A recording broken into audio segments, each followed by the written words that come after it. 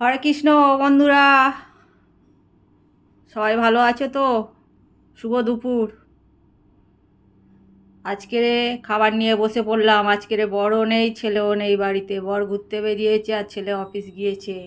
এবার একা একা কী খাবো সেই চিন্তা ভাবনা করেই দেখো মসুর ডাল দিয়ে ভাত করলাম। দেখো খিচুড়ির মতন করে, শুধু মশলা ছাড়া। এটা কিন্তু খুব ভালোই লাগে মসুর ডাল দিয়ে। তোমরা একদিন কীরকম করে খেয়ে দেখবে। আর কাঁচা লঙ্কা দিয়ে কাচ্চিঘানি সর্ষের তেল দিয়ে মেখেছি দেখো আলু মাখাটা। তার সঙ্গে ডিম সিদ্ধ করে নিয়েছি। আর এই যে গরম ভাতে ঘি দিচ্ছি দেখো।